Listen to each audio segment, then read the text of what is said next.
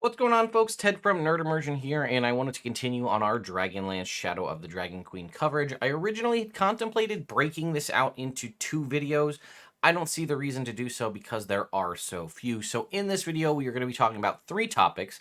New adventuring gear, as in mundane items, both adventuring gear as well as a new martial weapon type that was added, which is probably one of the things I'm most excited about, which is kind of funny. You think I'd be more excited about magic items, but new, like, this is like when they added the Yikalwa in Tomb of Annihilation, or they added the double scimitar in Eberron. They're so cool, and like nobody ever uses them. Maybe the Hoopak will get some use. I don't know. We're also going to be talking about two siege weapons, and then I think it's only four magic items. So I'll put chapters and time codes and stuff below. But let's go ahead and dive in. So here you can see we're on D&D Beyond. By the way, there are still some cyber deals going on if you're looking for that. There's also some really good deals over on the DM's Guild as well. So let's scroll down. Okay, so we have the Fargab, which you can see right above me here, which is essentially a walkie-talkie. It is essentially a limited duration, or limited range rather, sending stone, but with seemingly unlimited uses, but it only connects to one other specific Fargab, which again gives it the walkie-talkie feel, right? So it says, while wearing a Fargab, you can use an action to speak into the device's mouthpiece and send a short message of 25 words or less to another creature wearing the matched Fargab while it's in 18 miles of you. The message emits from the speakers of the device and can be heard up to 10 feet away from the device.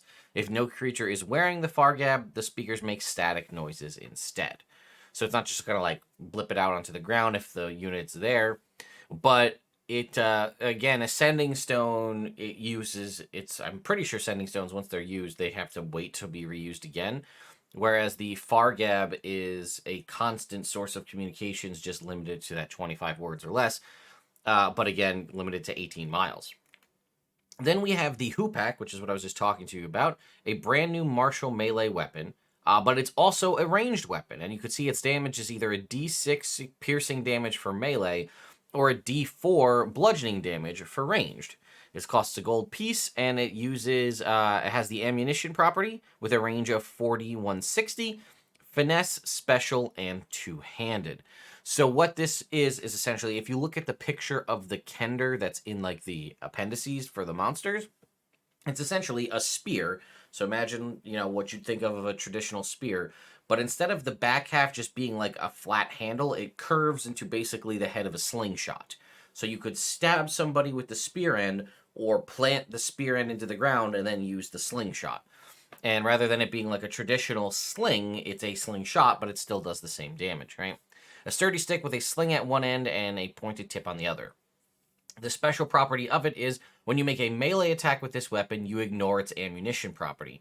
You can use the Hoopak as a martial ranged weapon. If you do, it uses the ammunition property, uses sling bullets, and deals a D4 damage on a hit. So it's just kind of it's versatile in that it is finesse, which is nice, which means that you can use dexterity for the stabbing part of it, but it also is a ranged weapon, which would use dexterity. The only downside is, I feel a lot of people, myself included, immediately think like this would be awesome for the rogue, but then you realize that it's a martial weapon, and therefore the rogue wouldn't be able to do it unless you're playing with 1D&D rules, in which they would be able to, because 1D&D is they can proficient with anything that uses finesse. So the Hoopak would work for a 1D&D rogue. But I really like it. It just it fits a cool like vibe in the world that I didn't really think of. And again, it's seemingly, from what I've heard from folks, integral, or at least a large part of the world of Kryn, again, typically used by Kender. But it's just a cool concept for a weapon, right? It's a melee and ranged. And then it's also I think it might be the only two-handed finesse weapon, possibly, which is pretty cool. Either way. And then we have a Nary Crash, which is basically a parachute. You can see it right here. It says a backpack-sized device holds balloons-based parachute. If you fall while wearing the device, you can use your reaction to deploy the parachute. Once deployed, it rapidly inflates, and you descend at 60 feet per round and take no damage from falling. When you are 10 feet away from the ground, roll a d20. If you roll a 5 or less, it gives out, and you fall normally for the remaining 10 feet. So, you know, again, a mundane means to generate a featherfall spell, essentially. Then we also have two Gnomish siege weapons. One is the Boiler Drac, which has really awesome art that you can see right above me here. Armor class of 1,500 hit points, immune to poison and psychic damage. It's pretty standard for a siege weapon. It takes an action to light it, an action to aim it, and an action to fire it. When you do fire it, roll a d20. If you roll a 2 or higher, it uses the flames action. If you roll a 1, it uses the explosion action, which I think you can guess what that does. The flame action is it shoots a 60-foot cone of fire that's a DC 15 dex save or take 5d10 fire damage. If you roll a 1 and get the explosion, it blows up in a 30-foot radius. It's destroyed, and everybody within that 30-foot radius needs to make a dex save or take the 5d10 fire damage. And lastly, we have the Gnome Flinger, which is basically a personnel launching catapult.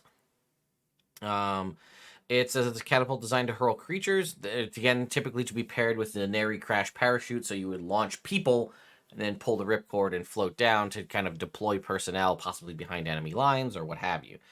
The device can hold one medium or smaller creature. Before it can be used, it must be loaded and aimed. It takes an action to load, an action to aim, and an action to fire. And taking an action to aim it, you can set the horizontal distance to be 60, 150, or 300 feet. And then it has the sling or fling personnel ability.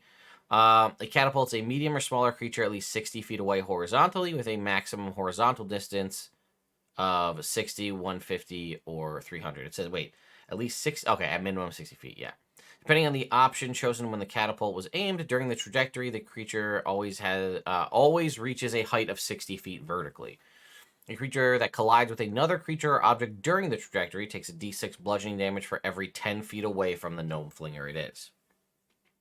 And then we roll into the 4 magic items. The Dragonlance, we saw this, I believe, originally in Fizban's Treasury of Dragons. It's either a lance or a pike. It's legendary. It requires attunement.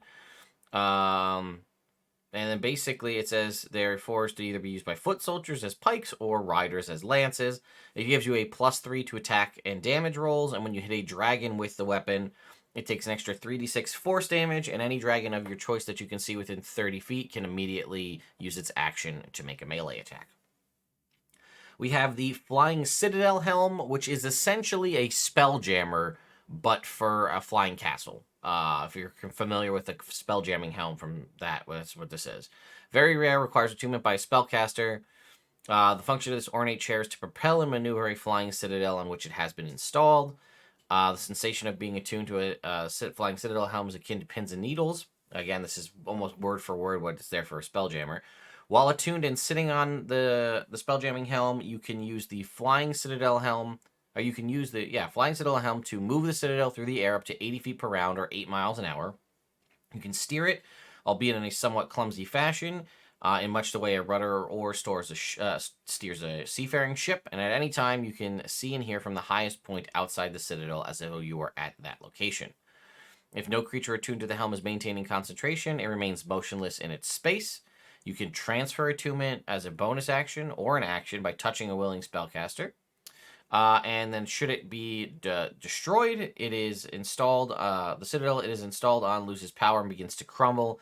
If the crumbling citadel is in the air, it descends at a rate of 30 feet per round or 300 feet per minute. Any creature on the citadel or on the ground within 120 feet of it must make a DC 20 dex save or take 6d12 bludgeoning damage. We have the Kaganesti Forest Shroud, which was recently featured in my top 10 magic items for rogues. And I do think it's a very well-designed magic item, regardless of what some people on the internet may say. It is rare. It requires attunement. While you wear it, you have advantage on stealth checks. And I want to point that out because a lot of people are saying, like, oh, it's just a worse version of the Cloak of Elvenkind.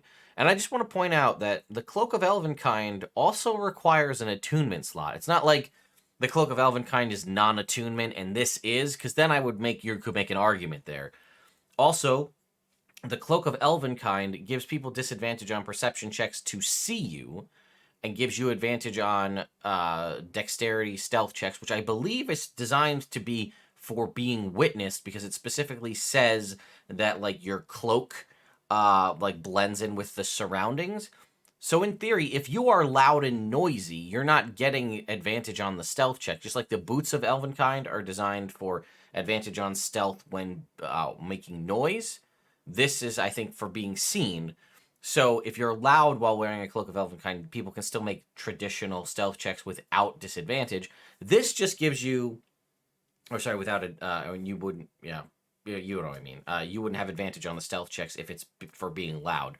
The Kaganesti Forest Shroud just gives you advantage on, stealth checks. There's no caveats to what kind of stealth checks. It's an always-on feature. And I'll also point out something that a lot of people forget about the Cloak of Elvenkind. You actually have to use a full action to raise the hood, and that's what activates all of the abilities of it. If you don't take that action to put the hood up and are just wearing the cloak, it doesn't do anything. It's just a standard cloak. It doesn't have any special abilities until you, again, a full action to raise the cloak. Because also at the same time, if you're just like walking around a town with your cloak hood up, you're gonna look a little sketchy. Like, that should throw some red flags for people. Like, why are we in a random town and your hood is up so we can't see your face? Or it's harder to see your face.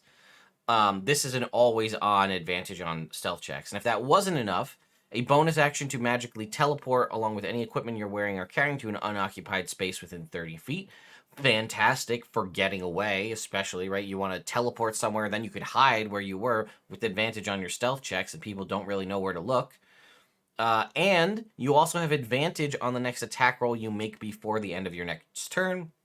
That bonus action can't be used until the next dawn. However, the advantage on stealth checks is always on.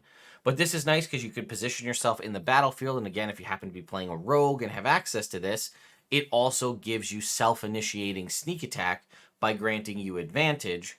And then, you're using the bonus action to teleport, whereas you might traditionally use it to hide. There's a lot of interesting options of ways you can use this. And lastly, we have the Mirror of Reflected Pasts, a very rare attunement magic item. It says it's of elven design. It is 3 foot tall, weighs 25 pounds, has, we have the stats for if you want to destroy it. While holding the mirror in upright, you can use an action to speak its command word and activate it. While activated, the mirror hovers in the air, and it can be destroyed but not moved.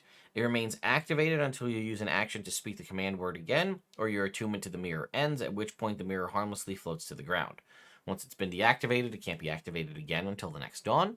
And if a non-construct creature other than you sees its reflection in the activated mirror while within 30 feet of it, it must make a DC 15 Wisdom save or become paralyzed until the mirror is deactivated or until the creature can no longer see the mirror.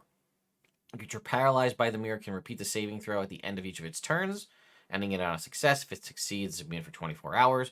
While paralyzed by the mirror, the creature sees events from their past reflected in the mirror's glass. The memories aren't real, but rather idealized versions of those occurrences. Nearby observers can glimpse flashes of these memories if they look indirectly at the mirror.